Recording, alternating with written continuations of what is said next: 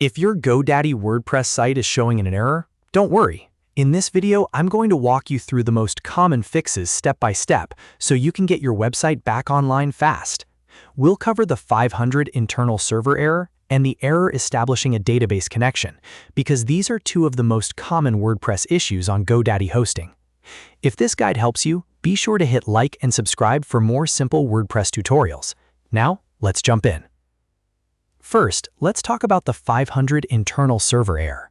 This is a general server-side issue, which means WordPress or your hosting server is running into a problem while trying to load your site. One of the first things you should check is your htaccess file. To do that, open your file manager in GoDaddy or connect through FTP. Then look for the htaccess file in the root folder of your WordPress site. If you suspect it may be corrupted, rename it to htaccess.disabled. This does not delete anything, but it temporarily turns off that file so you can test whether the error goes away. If your site starts working after that, you've likely found the problem. Next, if the error is still there, try increasing the PHP memory limit.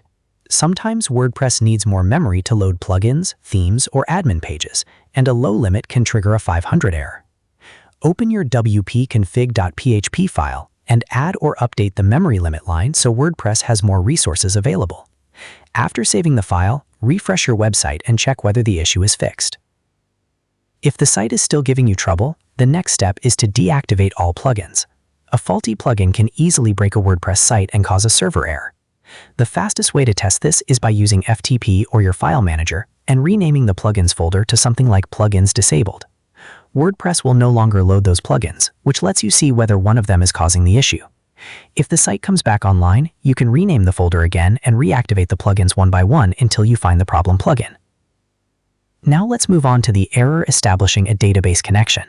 This error means WordPress cannot connect to your database, so the issue is usually in your wp-config.php settings. Open that file and carefully check the database name, database username, database password, and database host.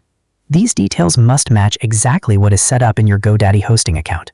Even one small typo can cause the connection to fail. In most cases, the database host is localhost, but depending on your hosting setup, it may be different. So if localhost is not working, confirm the correct host in your GoDaddy database settings. Once you update the information, save the file and reload your site. If the credentials are correct, your WordPress site should reconnect to the database and load normally again. The key with both of these errors is to make one change at a time, test after each step, and narrow down the exact cause instead of changing everything at once. That will save you time and make troubleshooting much easier.